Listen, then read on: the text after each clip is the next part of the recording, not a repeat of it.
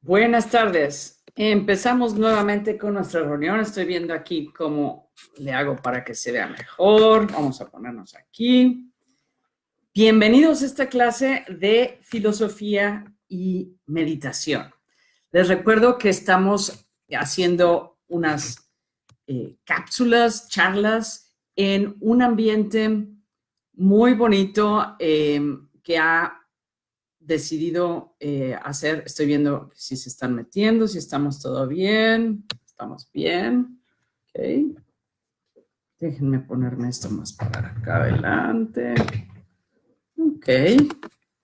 Bueno, este es un esfuerzo que estamos haciendo desde el municipio de San Pedro, de la Secretaría de Cultura y Educación, en donde una de nuestras personas encargadas de las Casas de la Cultura, Georgina Morales Monterrola, está organizando todo un horario en donde hay una serie de charlas que van desde maestros que tienen clases de plastilina, dibujo, guitarra, piano, hasta cuestiones un poquito más abstractas como hablar de tips para padres o, en mi caso, de filosofía. Esta es una hora que vamos a pasar juntos, en donde la idea es que ustedes tengan pues acceso a una clase de filosofía. Este acceso es pensando en todo tipo de personas, desde personas que nunca se habían acercado a la filosofía hasta personas que saben de filosofía, leen filosofía, y lo que yo les ofrezco humildemente es una perspectiva mía de algunos temas que son interesantes, pero desde mi perspectiva. Es decir, no estoy siguiendo ningún libro, ningún manual, y estamos aquí charlando sobre cosas que para muchos son conocidas, pero que yo trato de darles una arista distinto, y entonces, pues no importa si hayas leído muchos libros de filosofía, te pueda dar tal vez una luz el escucharme y ver cómo veo yo las cosas. Bueno, pues esta es la cuarta sesión, de manera que estoy pensando en que haya cierta hilación para quienes gusten ver el video número 1, 2, 3, 4, pero por otro lado es tan original lo que voy a decir, en el sentido de que no necesitas haber visto el 1, 2 y 3 para estar siguiéndome. Entonces, esta es una introducción a la filosofía que implica solamente recordarte que los filósofos somos amantes de la sabiduría. ¿Qué quiere decir esto? Pues que nos palpita el corazón, nos da alegría, nos da curiosidad, todo lo que implique un conocimiento profundo, algo que sea un hallazgo humano, y que esto puede ser un hallazgo científico o humano. Es decir, que nuestro deseo filosófico, nuestra mente filosófica, tiene mucho que ver con las personas que les gusta el saber en general. Por eso a veces pensamos que los filósofos son intelectuales, porque nos gusta lo que ocurre en el cerebro como una especie de hallazgo, de hito, que dices, qué bien dicho esto, qué bien pensado, o después de seguir un argumento, noto algo. Este hallazgo puede ser de cualquier tipo. Por ejemplo, nosotros aquí en la casa, que tengo 2 adolescentes, estamos viendo ahorita a una serie que está muy padre, que se llama Fútbol, o ¿cómo es? Ni siquiera me acuerdo.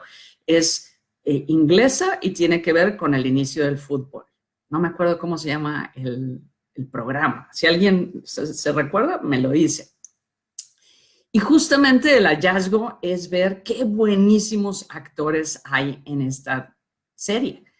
Es decir, que tu mente filosófica no es nada más pensar sobre el más allá y las grandes ideas, sino como que estar dispuesto en el alma a reconocer cualquier situación que sea de interés. Por ejemplo, notar cuando hay una buena actuación en una serie, pues ya te hace pausar y pensar en pues muchas cosas, ¿verdad? qué significa ser un actor, o sea, estas personas que de pronto lloran o se conmueven o que con un gesto pueden transmitir algo, después dicen corte, toman una taza de té en Inglaterra y tienen otras vidas. Entonces, ¿qué es esto de las otras vidas? ¿Cómo es que las personas pueden tener diferentes caretas o personalidades? Si no es que todos tenemos esas personalidades, o si la vida toda es un teatro, como se hizo famoso pues en el siglo XVI y XVII en España y en México, pensar que la vida toda es un teatro. Entonces vean cómo de una admiración por algo muy sencillito, como es una serie de Netflix, pues puedes hacer un planteamiento filosófico. Eso es lo que nos gusta pues a los filósofos. Es la posibilidad de encontrar en todo lo que está a nuestro alrededor una posibilidad para reflexionar de una manera más profunda. Y esta manera más profunda es pues pensar en las ideas. Hagamos, por ejemplo, una pequeña reflexión y piensa cuánto de tu día lo pasas tomando en cuenta que hay ideas en tu mente. A diferencia de pensar, por ejemplo, cuánto en tu día tiene que ver con objetos, con cosas, con, voy a poner esto aquí, allá, voy a lavar, voy a hacer cosas en la casa, un papel, la sal, todo el mundo que llevan las cosas. Y después, cuánto de tu conversación se entretiene con personas. Vi a no sé quién me dijo que no sé qué, toda esta situación en donde ligas personas. Y luego, ¿cuánto de tu día se la pasa tu mente pensando en ideas? He hecho esta reflexión con muchos alumnos universitarios y les sorprende qué pocas ideas pasan en su mente. Yo creo que esto es, pues, para mi gusto, una verdadera falla de la educación mexicana y tal vez mundial, el como anti-intelectualismo, como esta sensación de si pienso mucho en ideas o en argumentos, la gente no me va a querer o va a pensar que soy muy especial y raro, y entonces pues mejor pásame el azúcar. En las conversaciones familiares igual, cuando uno entra a una reflexión, con frecuencia hay alguien que se desespera, que piensa, esto es muy abstracto, ya X. Por eso para mí es clarísimo que la falla o digamos el enemigo más grande de la filosofía es la pereza mental. ¿Qué es para mí la pereza mental en mexicano? Es cuando alguien dice, ya X, o sea, no entretengas mi mente, deja pasar esto, X, pásame la sal, ¿no? Esa como rechazo a entretener ideas es para mi gusto, de veras, pues un signo claro de la falla educativa de un pueblo, porque las ideas es lo que nos separan de muchísimos otros entes, como las cosas, o no quiero decir mucho de los animales, porque creo yo que más conocemos la conducta de los animales, más nos damos cuenta que tienen a veces vidas muy complejas y racionales hasta cierto punto. Es decir, creo yo que minimizamos otros animales, pero a veces creo yo que los humanos nos conducimos como animales de los más bajos, ¿no? Porque creo yo que las abejas o las hormigas tengan una vida tal vez más organizada que algunos humanos que están así en casi acción-reacción y no entretienen pues ideas en su mente. Entonces, quisiera yo esta vez comenzar con hacer una reflexión, una meditación, cerrando los ojos, para que tú te des cuenta qué pasa por tu mente. Si por tu mente pasan pensamientos que tienen que ver con cosas, por ejemplo, ¿qué vamos a comer? O sea, con cosas muy particulares. Por supuesto que todas son ideas, ¿verdad? O sea, si tú dices que vamos a comer, pues obviamente tiene que ver con algo que tú estás pensando. Pero lo que te quiero decir es, si entretienes ideas que se refieren muy directamente a las cosas, como la comida, O si por tu mente pasan también muchas reflexiones que tienen que ver con las personas. Por ejemplo, ¿qué otras personas están viendo esta redacción? Por cierto, yo les confieso que no soy muy buena en todas estas cosas. Entonces, mira, tengo por aquí mi celular, que le dije yo a algunas amigas que me pusieran WhatsApps para decirme algunas cosas como preguntas. Y luego tenemos acá comentarios que tampoco alcanzo a leerlos porque me distrae. A ver, nada más está aquí Yuyu, Alejandro Navarro, que me dice que le gusta mucho como las clases. Muchas gracias. Entonces, bueno, pues yo estoy tratando de hacer estas tres cosas mientras me concentro que nuevamente lo que estamos haciendo en este momento es comprender que la filosofía tiene que ver con saber entretener ideas. Y el objetivo de hoy es repasar un poquito qué es esto de metafísica y acercarnos a otra rama de la filosofía que se llama epistemología. Entonces, no tengo casi notas, sino que es como voy yo hilando ideas en mi mente, recordando lo que he dicho en otras sesiones, como para, si tú las has visto, veas la hilación, pero si no las has visto, no importa, porque esta va a ser una sesión aparte. Sin embargo, el objetivo es entonces ver cómo tu mente filosófica tiene que ver con ideas y dentro del mundo de las ideas vamos a ver después qué significa epistemología. Pero por el momento lo que vamos a hacer es una meditación para que cuando pasen pensamientos en tu mente, tú puedas detectar si los pensamientos que están ocurriendo se relacionan directamente con cosas, con personas o con ideas. Entonces vamos a hacer una breve meditación para concentrarnos en nuestra mente. ¿Cómo se hacen las meditaciones? Pues sencillamente piensas, pero como hay muchas cosas que te pueden distraer, por ejemplo, yo ahorita estoy aquí en mi recámara y nada más pongo la vista en cualquier cosa y pienso en objetos, ¿verdad? Porque todo lo que tendría que estar arreglando y recogiendo. Entonces, cerrar los ojos te permite concentrarnos mucho más en nuestra mente. Para no quedarnos dormidos cuando cerramos los ojos, que es otra posibilidad muy probable, lo importante es que tu espalda esté bien derechita. Estoy viendo si me salgo aquí del marco. Y que te imagines que te están jalando de la coronilla hacia arriba. Y que pienses que tus hombros estén parejos, que te sientas cómodo. Y para empezar a darte cuenta de tus pensamientos, para mí la mejor manera es de empezar a sentir la silla, sentir, por ejemplo, los pantalones en tus piernas o como tu camisa, tu blusa está tocando tu cuerpo. Y luego comienzas a sentir que tu cabeza, que es así como una especie de vaso lleno de agua con arena, está todo,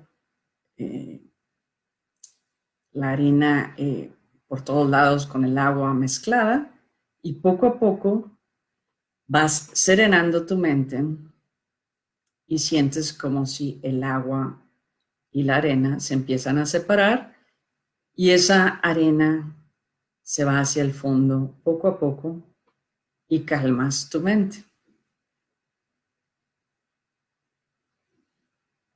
A veces tu mente está acelerada porque tu sistema nervioso está acelerado. Para relajar tu sistema nervioso, una forma muy clara es respirar profundo.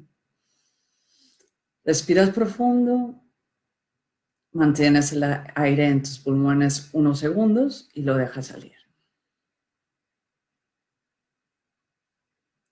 Lo vamos a hacer 3 veces, segunda vez.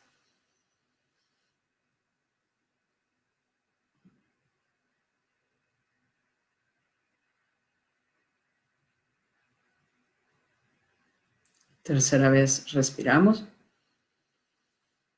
Mantenemos el aire. Y exhalamos.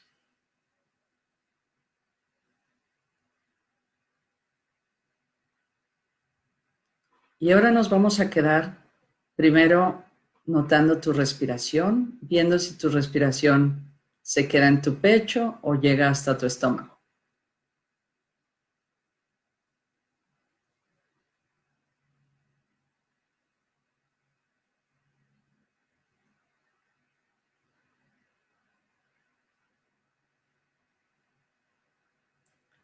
Y ahora nos vamos a dar unos segundos para estar en silencio, notando qué pensamientos pasan por tu mente.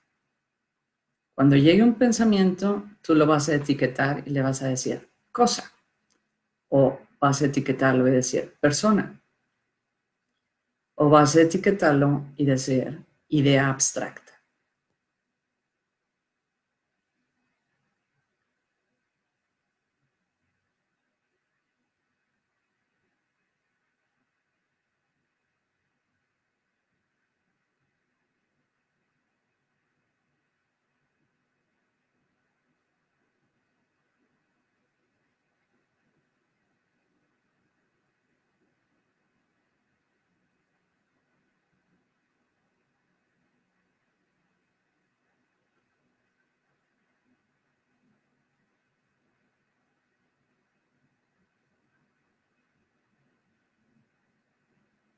No te desesperes, trata de concentrar tu mente y ver qué es lo que estás pensando. ¿Es algo sobre cosa, algo sobre personas o una idea abstracta?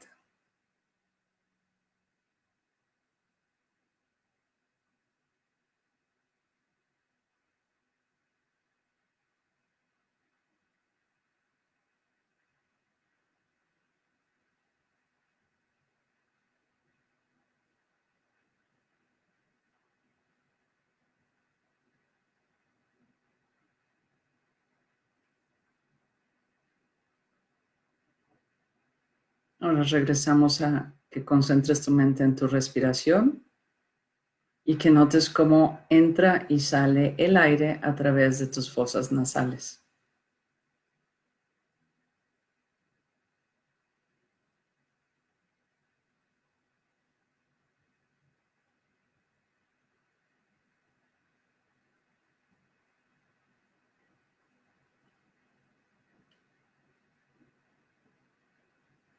Y sentimos la silla que estamos utilizando, notamos nuestros hombros y podemos abrir los ojos. Bueno, pues miren, este es un ejercicio que hemos hecho y yo quisiera oír qué es lo que ustedes pudieron pensar. Ojalá me puedan escribir y aquí lo voy a ir leyendo. Lo que quisiera yo saber es si pueden notar la diferencia entre cómo mantienes tus pensamientos en cosas, en personas o en ideas. Esto yo se los dejo de tarea a veces a alumnos de martes a jueves y los jueves vienen sorprendidos y me dicen, maestra, me doy cuenta que toda mi vida está fuera, o sea, lejos de entretener ideas. Todo lo que yo pienso es en personas y que incluso con mis padres jamás se habla de ideas, que siempre estamos hablando de otras personas o no tenemos conversaciones, ¿verdad? Las conversaciones son pues hablar de cómo te sientes tú, cómo te sientes el otro y es importante el hablar de las emociones, pero las emociones casi siempre están relacionadas con pues, personas. Y un área muy importante de la vida humana es saber entretener ideas, porque todo lo que hacemos está imbuido, está sostenido por ideas, por creencias. Entonces, si no somos capaces de notar esas creencias que están detrás de todo, la forma como organizamos nuestras casas tienen que ver con una idea de construcción, de propiedad privada, de economía, de política. Todas estas son ideas que van conformando nuestras vidas. Todo tiene ideas y los filósofos lo que hacemos es notar que hay ideas o ideologías detrás de todo lo que suponemos. Entonces es muy importante que tú aprendas a que tu mente tiene ideas detrás. Quisiera alguien que me diga qué es lo que reflexionó. Escriban un comentario. Aquí estoy viendo que tenemos 45 personas que están conectadas, 43 ahora, 12 salieron. Entonces lo que necesitamos es que me digan qué es lo que ustedes sienten respecto a cuánto de tu mente está ligado a personas, a gente o a ideas. A ver si me escriben un comentario y yo los leería. Voy a ver también si aquí tengo a las personas que quedaron de escribirme y que me están comentando. Bueno, pues algunas cosas. Me dice aquí Marta Villanueva, ideas la mayor parte. Bueno, Marta, tocaya. ¿Qué significa para ti ideas mayormente? ¿Es así como las estoy yo mencionando o qué implica para ti ideas?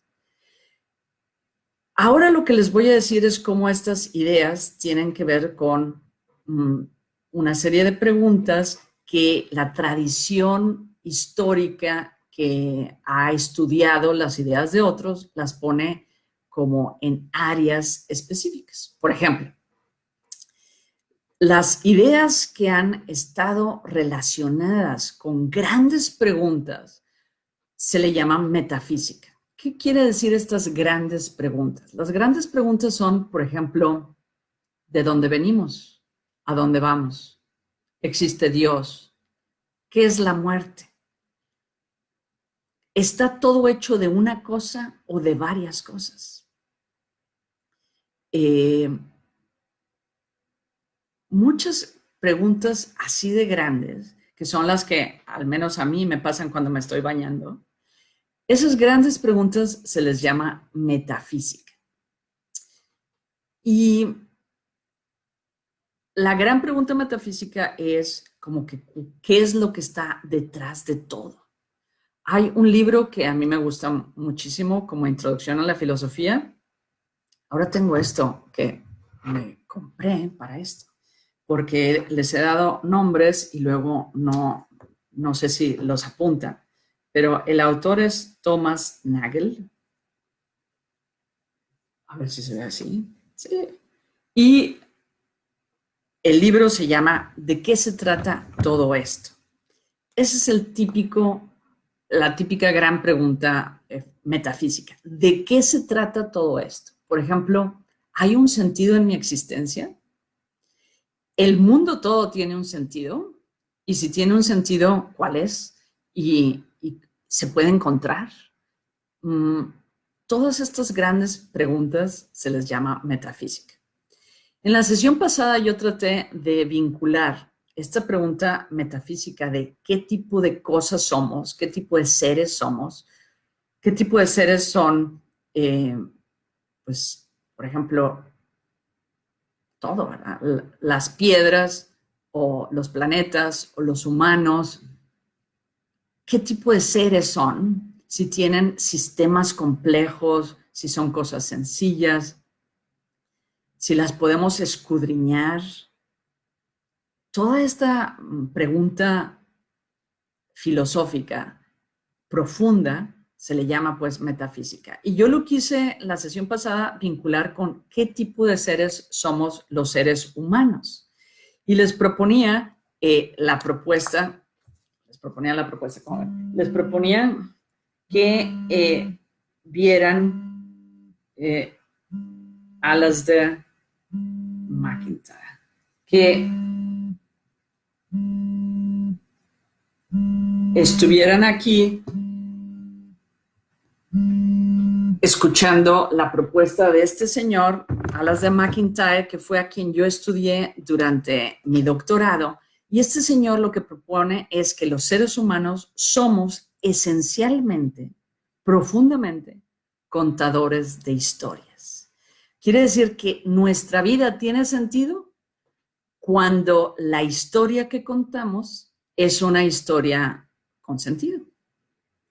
Y en la sesión pasada hicimos una meditación para ver si tú podrías notar la forma como tú le das sentido a tu vida y ver que hay dos posibilidades. Una de sentir que siempre eres víctima de la circunstancia, u otra forma muy distinta que es darte cuenta si tú cuentas la historia de tu vida desde una libertad interior que te ha hecho ser la persona que quieres. Entonces, me parece a mí que una forma así muy fácil de hacer como dos bandos, ¿no? Son las personas que se sienten víctimas de las circunstancias y las personas que, no importa la circunstancia, sientes que hay libertad de tu parte para escoger cómo te adaptas a esa circunstancia.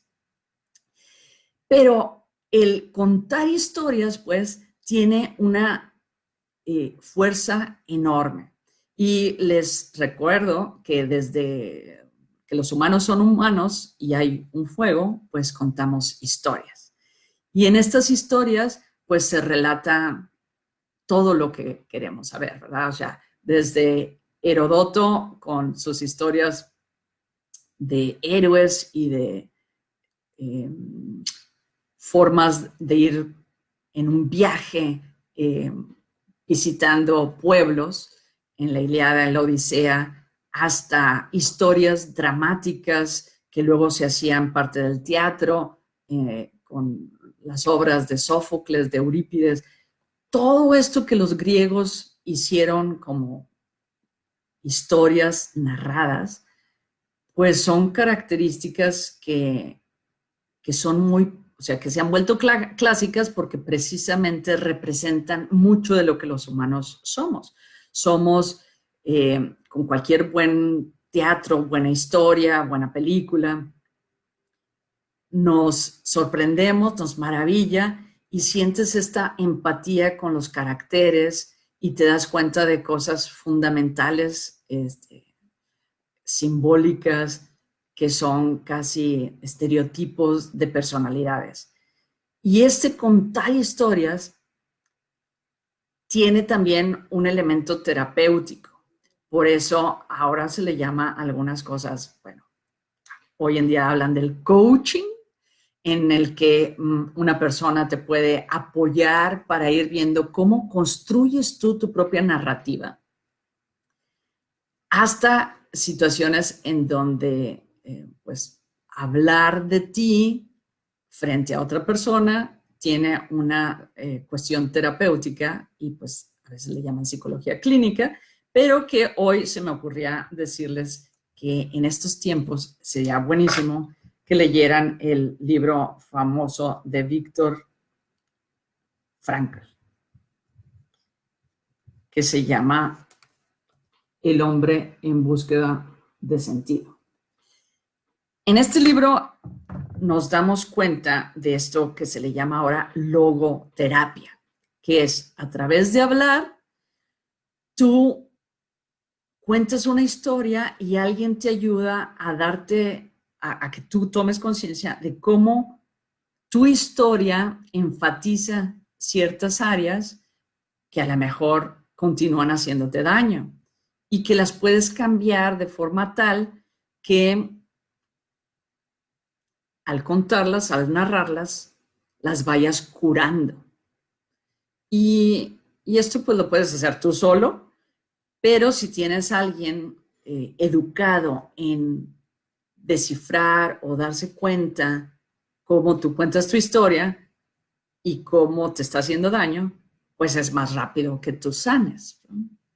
Esto pues lo podemos hacer todos.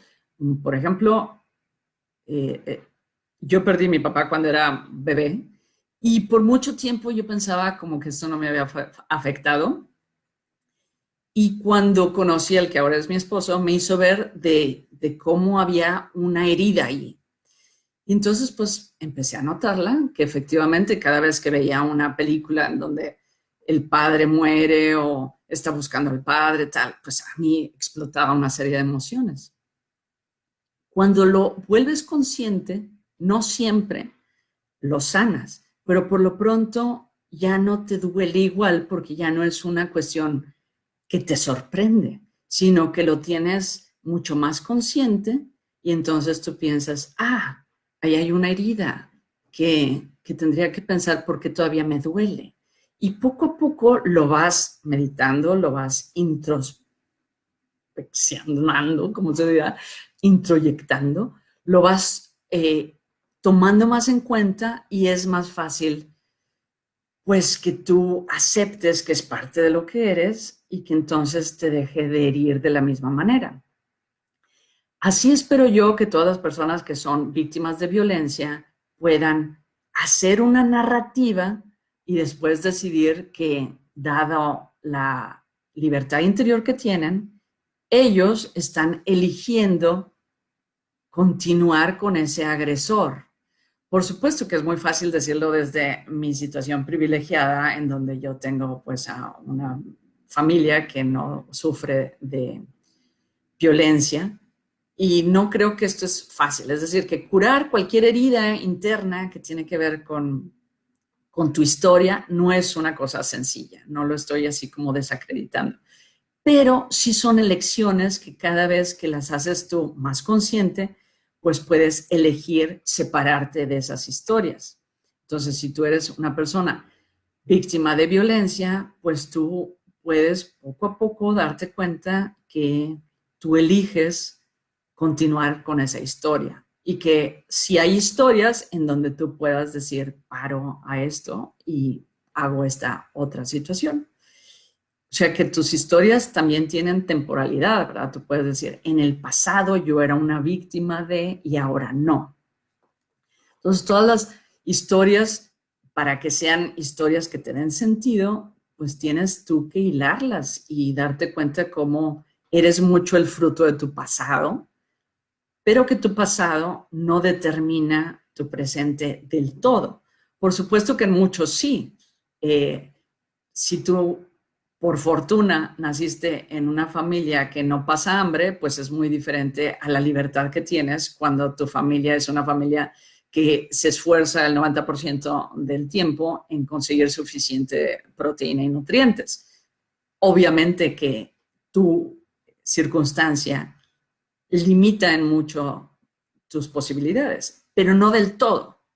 Y cada vez tenemos gobiernos más democráticos que tratan de hacer que de alguna manera el campo de juego permita a cualquier persona, no importa si haya caído en una familia acomodada o no acomodada, el que puedan desarrollarse y florecer como humanos. Por eso los gobiernos que impulsan una educación de calidad gratuita y medicina de calidad gratuita, pues de alguna manera están apoyando a que los seres humanos que nazcan en ese gobierno, pues tengan similares oportunidades de crecimiento y entonces se sientan menos limitados por las cosas más básicas de una sociedad. Es decir, que si tú estás limitado nada más por tu salud y por las faltas de oportunidades, pues es una forma de vida humana muy terrible, ¿verdad? Entonces los gobiernos buenos tratan de hacer que no estés tan limitados por tu salud y por tus oportunidades, sino que se abran la salud y las oportunidades para todos. Bueno, pues eso es metafísica. Metafísica es pensar en las grandes ideas, las grandes preguntas y preguntarse entonces cosas como ¿qué tipo de seres somos los seres humanos? Ahora voy a pasar a otro tipo de preguntas que son las preguntas que se les llama de orden epistemológico, que tienen que ver con la palabra entonces es episteme.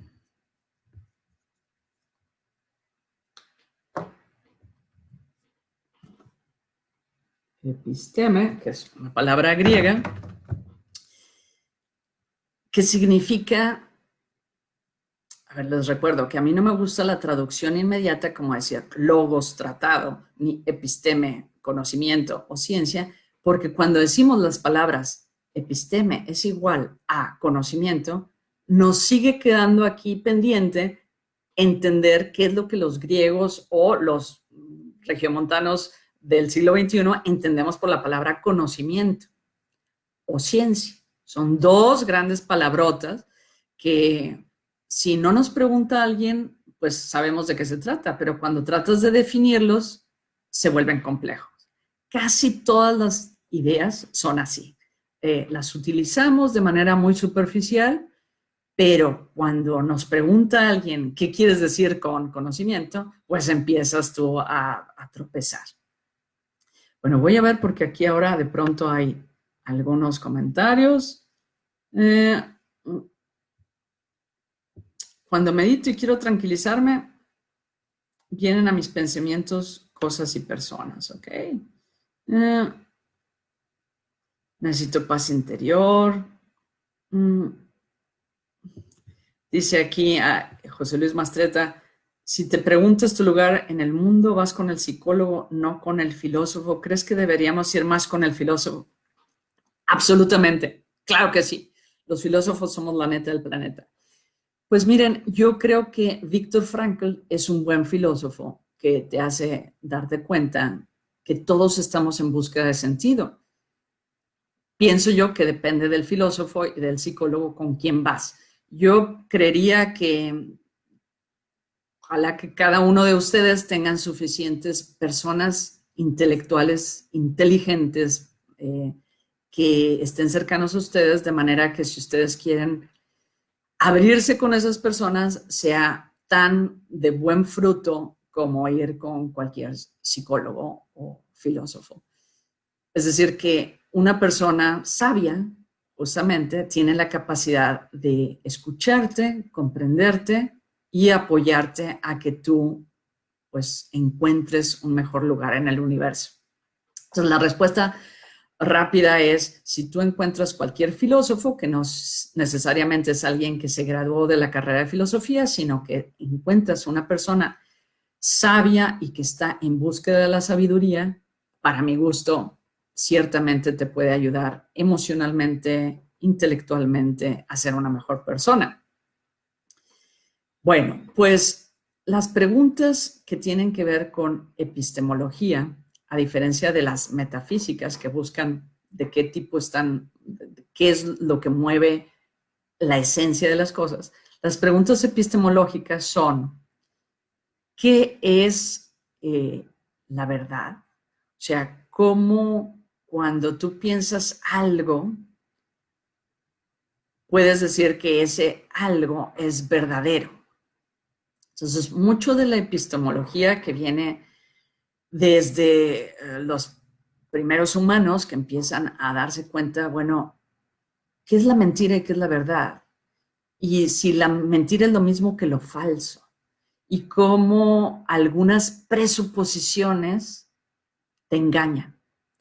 Piensen, por ejemplo, en las tragedias de Sófocles, como esta uy, se me fue el nombre, del que se da cuenta que su esposa es su madre. A ver, ¿quién me lo dice? ¿Quién me lo dice? El famoso mito de Edipo, ya se me olvidó. Edipo. Pues Edipo lo que tiene es una falla epistemológica. O sea, todas sus presuposiciones se caen, ¡paz! Y se le revela algo que le cambia toda su forma de percibir el mundo. Esas crisis epistemológicas son horribles. Sucede, por ejemplo, pues con muchas cosas, ¿verdad? Cuando te das cuenta que alguien que era tu amigo te traiciona. O pensabas tú que estabas bien aceptada en un empleo y de pronto te despiden. Esas son crisis epistemológicas serias, porque quiere decir que todo lo que tú considerabas verdadero se tumba. Bueno, en el mundo de la epistemología nos preguntamos mucho sobre esta forma de cómo tú ordenas tus ideas del mundo como algo verdadero. Y ven, por ejemplo, entonces que decir que episteme tiene que ver con ciencia, pues será una forma muy superficial de entenderla. O sea, muchas introducciones a la filosofía te dicen, episteme es lo contrario a doxa. y doxa es una opinión y episteme es una opinión fundada. Ok, pero ¿qué quiere decir una opinión fundada? Lo que los filósofos nos damos cuenta es que muchas de tus opiniones están fundadas, pero ese fundamento necesita otro fundamento, que necesita otro fundamento, que necesita otro fundamento. ¿Y cuál sería la base de ese fundamento? Muchos piensan que, bueno, la base es algo empírico.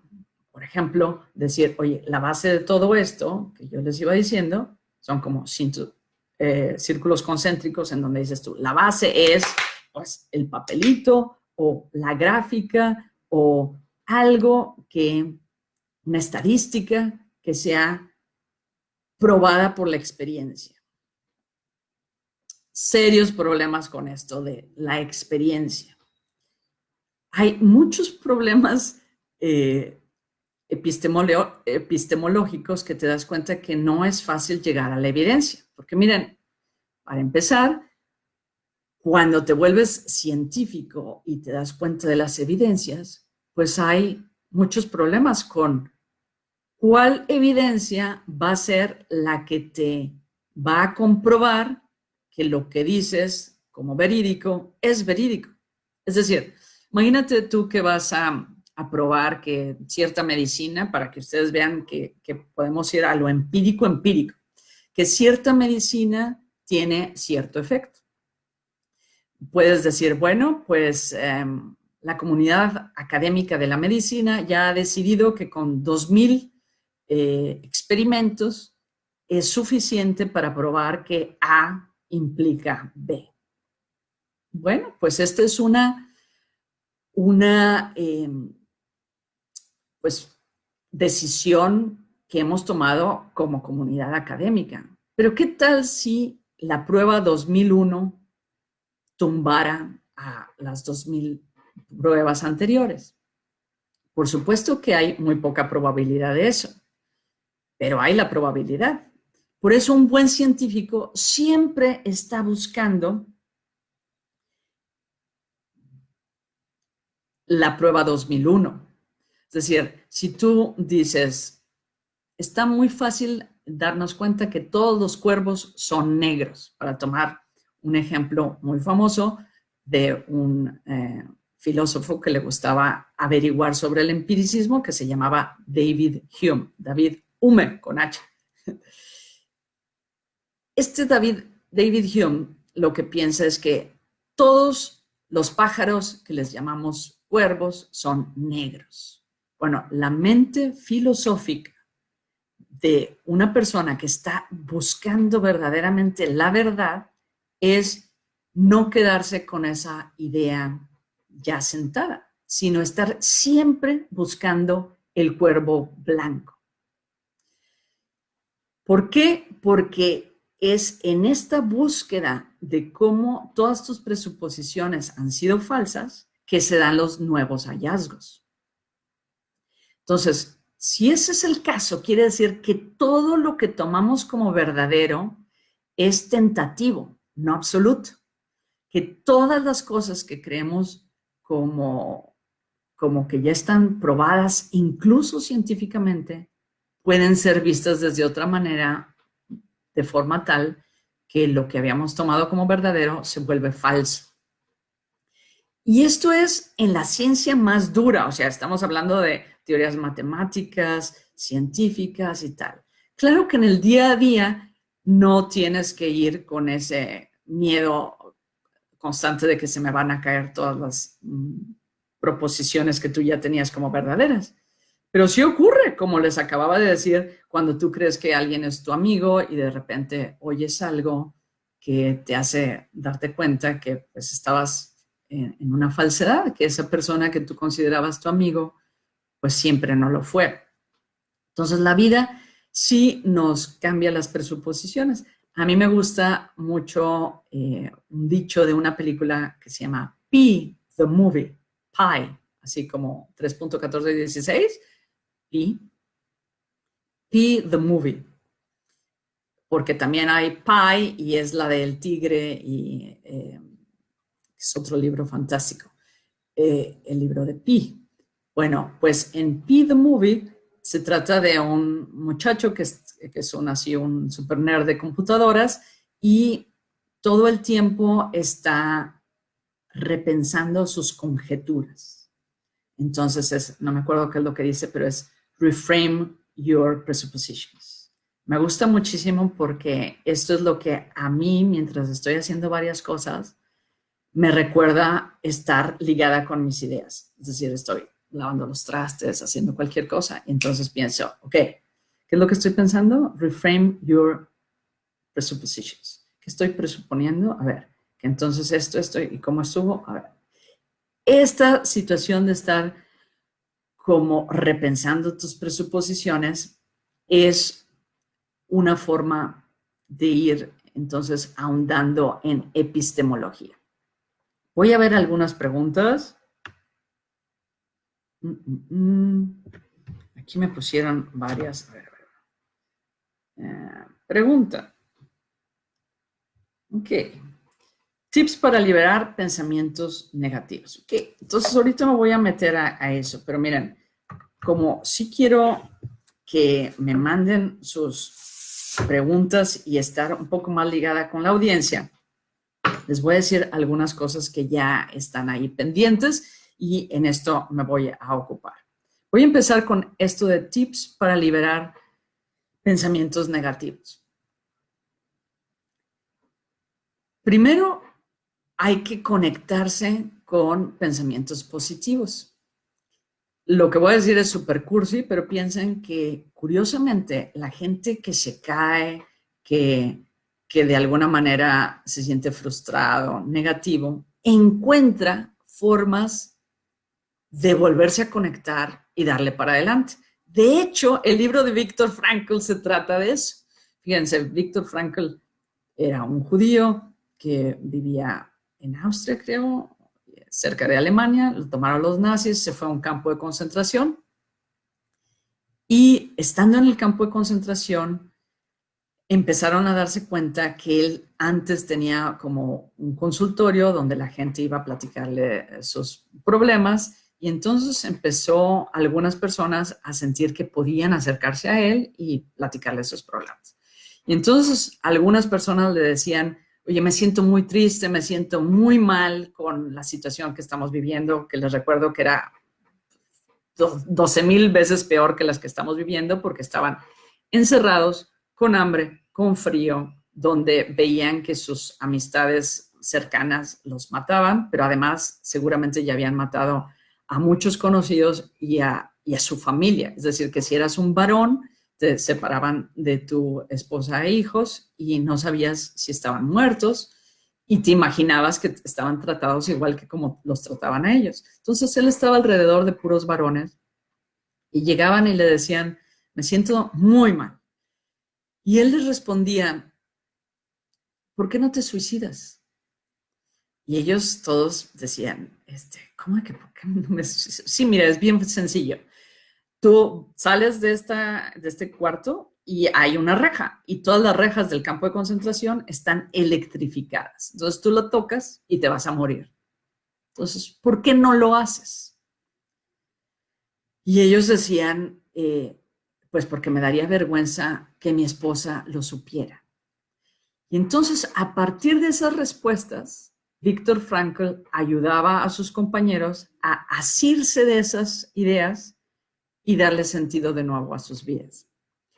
Entonces, para las personas que están escuchando esto, que piensen que tienen pues pensamientos negativos, pregúntate por qué tú eliges esos pensamientos negativos,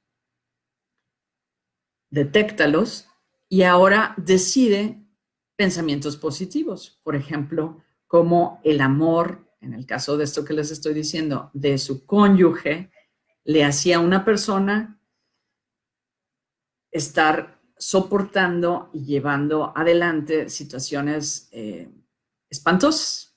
Les daba suficiente fuerza. ¿Cuál es el origen de tu fuerza? Puede ser una idea religiosa, puede ser una idea sobre cómo te construyes alrededor de la gente que te ama.